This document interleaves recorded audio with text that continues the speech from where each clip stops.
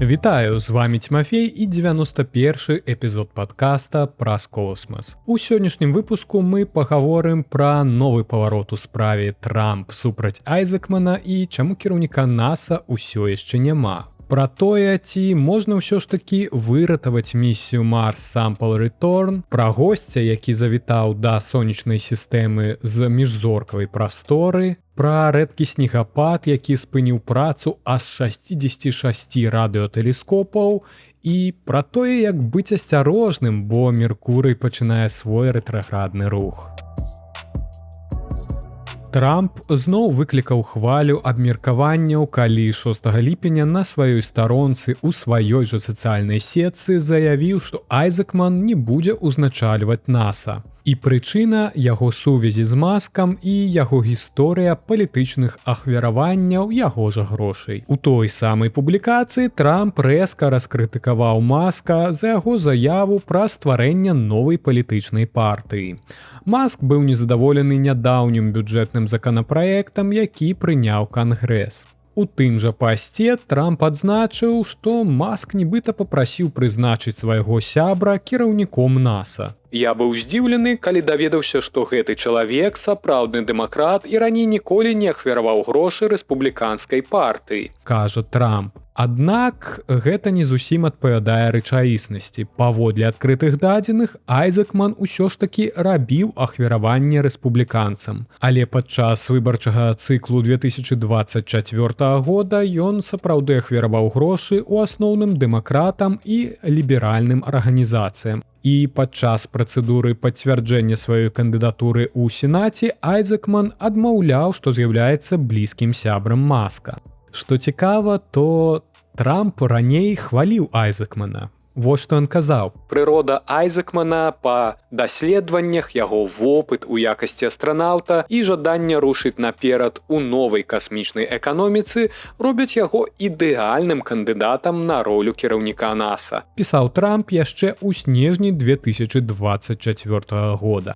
А пасля таго, як 31 траўня Трамп адклікаў кандыдатуру Айзекмана, ён сказаў, што неўзабаве абвесціць новага кандыдата, які будзе адпавядаць місіі. Але на сённяшні дзень ужо прайшло больш за месяц, а новай кандыдатуры няма. На адкрытым сходзе НАСА 25 чэрвеня Брайан Хьюз, галоўны супрацоўнік НАСА з боку адміністрацыі, сказаў: «Улічваючы ўсе працэдуры, верагодна, новы кіраўнік з'явіцца не раней, чым праз 6 або 9 месяцаў».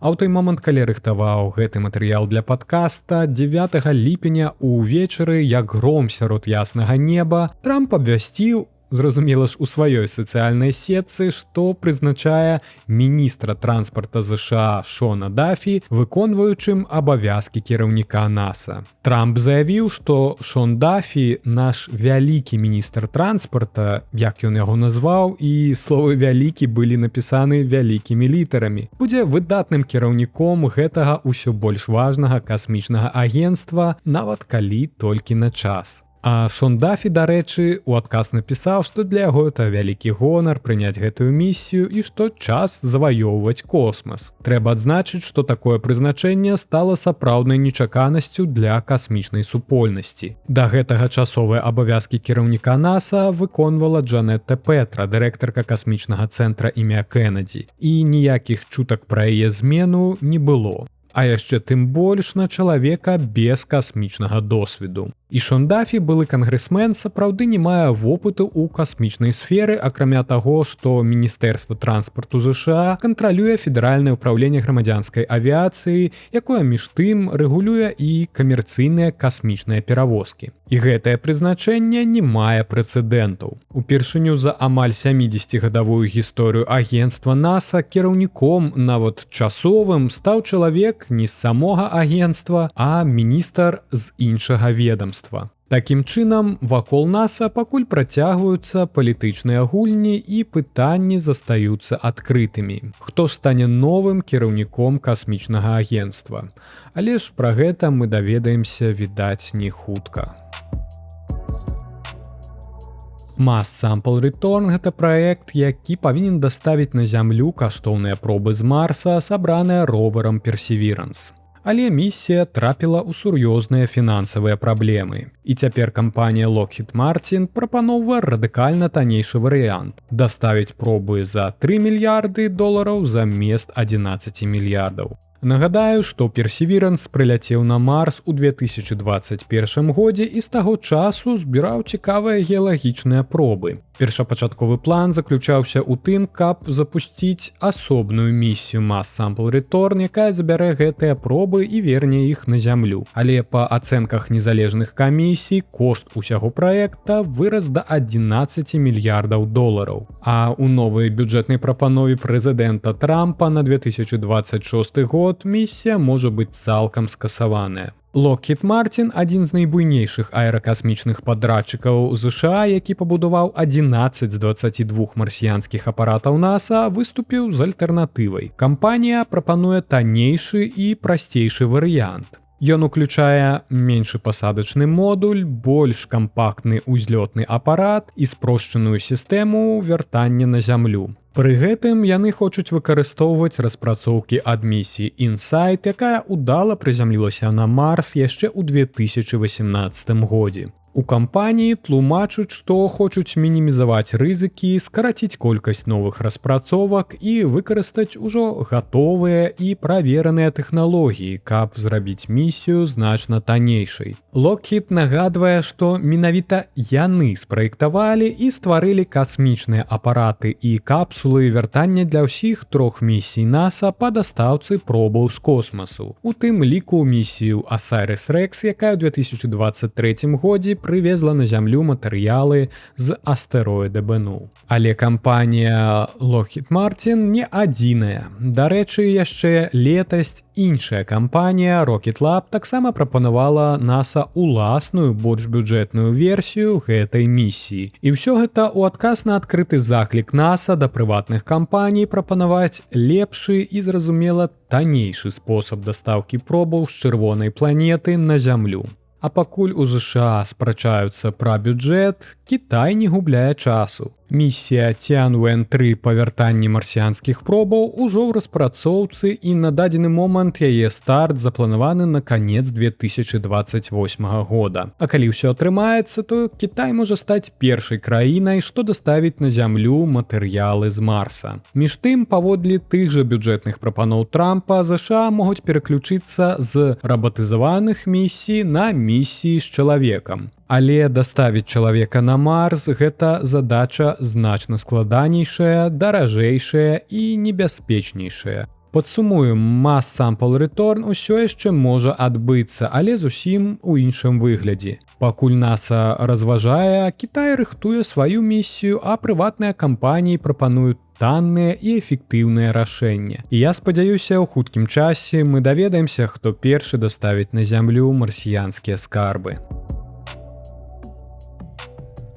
У астраноміі адбылася гістарычная падзея. Толькі падумаць, мы, магчыма, назіраем усяго трэці вядомы чалавецтву аб'ект, які завітаў да нас з міжзоркавай прасторы. І цяпер у яго ўжо ёсць афіцыйная назва – Си-2025 N1 Atlas. Дарэчы, гэтая Сі ў назве гэта не проста літара.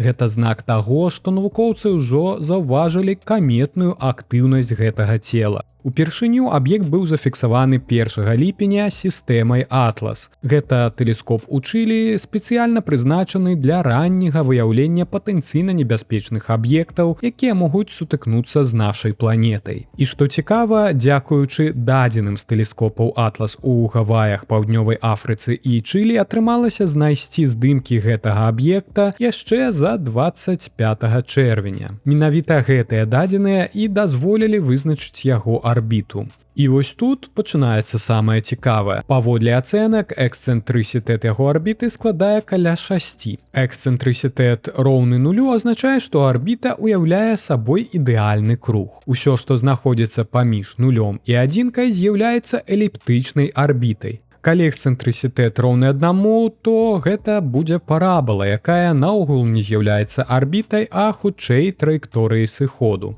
А значэнне большае за 1 – гэта арбіта ў форме гіпербалы, якая таксама з'яўляецца траекторыяй сыходу. Таму з гэтага вынікае, што 6, а менавіта эксцэнтрысітэт арбіты Сі-2025N1 Атлас гэта вельмі шмат. Для параўнання аб'екты, якія знаходзяцца на арбіце ў сонечнай сістэме, маюць эксцэнтрысітэт не больш за 1. І тут мы бачым выразны знак таго, што цела прылятае з-за межаў нашай зорнай сістэмы, а менавіта з міжзоркавай прасторы. Першапачаткова здавалася, што аб'ект гэта проста астэроід памерам каля 20 кіламетраў без прыкмет актыўнасці. Але назіранні за апошні час паказалі наяўнасць каметнага хваста. А гэта значыць, што ён актыўны, таму ў назве з'явілася тая самая літара Сі, якая абазначае камету. Цяпер аб'ект знаходзіцца ў межах арбіты Юпітера і набліжаецца да Сонца, каб дасягнуць перыгелію, найбліжэйшай кропкі да Сонца 29 кастрычніка 2025 года. Дарэчы, 3 кастрычніка ён пройдзе ўсяго ў 150 мільёнах кіламетрах ад Марса і ёсць шанец, што спадарожнік НАСА зможа яго зафіксаваць. На жаль, у момант перыгелію Зямля будзе на супрацьлеглым баку Сонца, таму назіраць яго з нашай планеты будзе непроста. Найбліжэйшае збліжэнне з Зямлёй адбудзецца 30 кастрычніка. Рухаецца аб'ект вельмі хутка, прыкладна 61 км у секунду. Да гэтага часу чалавецтва ведала толькі 2 міжзоркавыя аб'екты. 1I Оумуамуна адкрыты ў 2017 годзе і 2I Барысаў адкрыты ў 2019. Дарэчы, наш новы касмічны госць з міжзоркавай прасторы мае іншую назву, такую як 3I Атлас. А калі ў вас ёсць здагадкі, чаму яго менавіта назвалі 3I, ці можа вы заўважылі якую-небудзь заканамернасць, то пакіньце свае адказы ў каментарах на Ютубе або ў іншых сацыяльных сетках падкаста і абавязкова раю падпісацца, калі вы яшчэ гэтага не зрабілі. Дык вось, наш новы госць 3I Атлас або Сі-2025N1 Атлас можа даць значна больш інфармацыі ў будучыні, бо на дадзены момант ён яшчэ на поступах да Сонца і ў астраномаў ёсць магчымасць падрыхтавацца да яго назірання загадзя. Наступная навіна пра унікальную прыродную з'яву, якая прымусіла замаўчаць адзін з самых магутных астранамічных інструментаў на Зямлі – радыётэлескоп Алма ў чылійскай пустыні Атакама. У самым сухім месцы на планеце, дзе выпадае менш за 3 сантиметры ападкаў на год, нечакана выпаў снег. Не, і гэта не жарт. Менавіта з-за гэтага рэдкага снегападу была спынена праца комплексу Алма, вялікага міліметровага субміліметровага масіва ў паўночным Чылі, які складаецца з 66 радыётэлескопаў. Снегапад накрыў базавы лагер Алма, які знаходзіцца на вышыні каля 2900 метраў над узроўнем мора. Навуковыя аперацыі там былі прыпыненыя яшчэ з чацвярга 26 чэрвеня. Як паведамілі прадстаўнікі, у лагеры не назіралася снегападаў ужо больш за 10 гадоў. Сам жа масіў Алма размешчаны яшчэ вышэй на вышыні больш за 5000 метраў. Звычайна ў гэтых гарах бывае да 3 снегападаў за год. Галоўным чынам у лютым, калі вільготнае паветра прыходзіць з Амазонкі, і ў чэрвені-ліпені падчас зімы ў паўднёвым паўшар'і. Але на вышыні, дзе знаходзіцца базавы лагер, снег – гэта вельмі рэдкая з'ява. Мясцовы метэаролаг паведаміў, што парывы ветру дасягалі 100 км у гадзіну, і гэты фронт прынёс дажджы на поўнач, выклікаў паводкі, пашкодзіў дамы, а таксама прывёў да закрыцця школ і адключэння электрычнасці. Алма актывавала спецыяльны рэжым бяспекі, так званы рэжым выжывання. Прычына не толькі ў снезе, але ў вельмі нізкіх тэмпературах. Раніцай у чацверг 26 чэрвеня тэмпература упала да мінус 12 градусаў. Каб абараніць абсталяванне, усе 66 вялікіх антэн Алма былі разгорнуты ў напрамку ветру, каб мінімізаваць шкоды ад снегу і парываў. Пасля заканчэння шторму каманды пачнуць аперацыі па расчыстцы снега і візуальнай інспекцыі кожнай антэны. І гэта трэба будзе зрабіць хутка, бо менавіта пасля снегапада адны з найлепшых умоў для назіранняў. Холад зніжае вільготнасць, якая звычайна моцна перашкаджае радыастранамічным вымярэнням. Alma – гэта міжнародны праект, які аб'ядноўвае сілы розных краін і з'яўляецца наймагутнейшым радыётэлескопам у свеце. Ён спецыяльна распрацаваны так, каб вытрымліваць суровыя умовы. Але нават такі магутны інструмент можа быць паралізаваны надвор'ем. Калі падобныя экстрэмальныя з'явы будуць адбывацца часцей, гэта паставіць пад сумнеў здольнасць нават такіх надзейных сістэм, як Alma, бесперапынна весці даследавання ў новых кліматычных рэаліях. Сёння разбярэмся з адным з тых няўлоўных астранамічных феноменаў, якія часта трапляюць не толькі ў навуковыя тлумачэнні, але і ў астралагічныя прадказанні. Гаворка пойдзе пра рэтраградны рух планет. Што ж гэта такое? Калі коратка, то рэтраградны рух – гэта такая з'ява, калі планета нібыта пачынае рухацца ў зваротным напрамку на нашым небе, з усходу на захад. Звычайна ж яны рухаюцца з захаду на ўсход, як і сонца. А калі такое адбываецца, астролагі ўжо пачынаюць хапацца за зорныя карты, а астраномы, ў сваю чаргу, за калькулятары і логіку. Але чаму так здараецца? Я менавіта кажу пра рух планет, а не пра астролагаў. Усё даволі проста. Планеты круцяцца вакол Сонца з рознымі хуткасцямі. Напрыклад, Марс рухаецца павольней, чым Зямля. А калі наша планета абганяе Марс на сваёй арбіце, нам здаецца, быццам ён пачынае рухацца назад. Гэта працуе і не толькі з Марсам. Усе знешнія планеты могуць паказваць такі эфект. А вось з унутранымі, як Меркурый і Венера, крыху складаней. Яны рухаюцца хутчэй, і іх зваротны рух цяжка назіраць, бо яны знаходзяцца бліжэй да Сонца, якое іх засланяе. У старажытнасці людзі ад такіх эфектаў, мякка кажучы, былі ў шоку. Асабліва тыя, хто верыў, што Зямля – гэта цэнтр сусвету. І толькі дзякуючы геліяцэнтрычнай мадэлі Каперніка ў 16 стагоддзі ўсё стала на сваім месцы. Рэтраградны рух – гэта ўсяго толькі аптычная ілюзія. Сатурн далучыцца да рэтраграднага руху 14 ліпеня і скончыць яго 28 лістапада. Меркурый пачне свой рэтраградны рух 17 ліпеня і скончыць 10 жніўня і паўторыць яго яшчэ раз сёлета з 9 лістапада па 29 снежня. Магутны Юпітер будзе ў рэтраградзе з 11 лістапада 2025 года па 11 сакавіка 2026. А калі ж вы самі хочаце ўбачыць гэты эфект, то назірайце за планетай у аднолькавы час кожны дзень і адзначайце яе становішча. З часам яна апіша на небе своеасаблівую рэтраградную пятлю. А цяпер самае цікавае пытанне, якое многія задаюць. Ці ўплываюць рэтраградныя планеты на наша жыццё? Астролагі могуць папярэджваць пра небяспеку падпісання кантрактаў у перыяд рэтраграднага Меркурыя або не раяць купляць нерухомасць падчас рэтраграднага Марса. Але навука адказвае проста: расслабцеся, гэта толькі ілюзія. Рэтраградны рух не ўплывае на ваш настрой, ваш тэлефон або здольнасць забываць ключы дома. Рэтраградны рух – гэта аптычная з'ява, калі з-за розніцы ў хуткасцях планет нам здаецца, быццам яны рухаюцца назад. І хоць гэта часам выглядае дзіўна, на самой справе ўсё проста і лагічна. І гэта ўсе навіны, пра якія я хацеў распавесці вам у гэтым эпізодзе. Цяпер пагаворым пра падзеі, якія нас чакаюць. Уначы 20 ліпеня месяцовы серп будзе паблізу зорнага скопішча Плеяды. Плеяды – адзін з самых яркіх аб'ектаў глыбокага космасу на небе. Гэта туманны маленькі коўш, ён настолькі яркі, што вы можаце ўбачыць яго нават неўзброеным вокам. Абодва гэтыя аб'екты ўзыдуць позна ўвечары над паўночна-ўсходнім гарызонтам.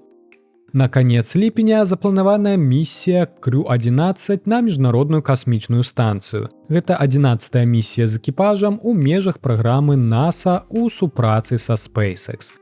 Хачу шчыра падзякаваць усім маім патронам. Ваша падтрымка гэта не проста фінансавы ўнёсак. Гэта сігнал, што тое, што я раблю, мае сэнс. Дзякую вам за давер, за тое, што дапамагаеце мне працягваць распавядаць пра космас на роднай мове, рыхтаваць выпускі, шукаць факты, пісаць сцэнары і запісваць падкаст. Без вас уся гэта касмічная праца была б значна цяжэйшай. А калі вы слухаеце гэты падкаст і ён натхняе вас, дорыць цікавасць да космасу ці проста дапамагае правесці час з карысцю, калі ласка, разгледзьце магчымасць стаць патронам. Нават невялікая штомесячная падтрымка мае вялікае значэнне. Падтрымліваючы падкаст, вы падтрымліваеце беларускую мову, навуковую адукацыю і маленькі, але вельмі гучны крок у будучыню. Дзякуй, пачуемся.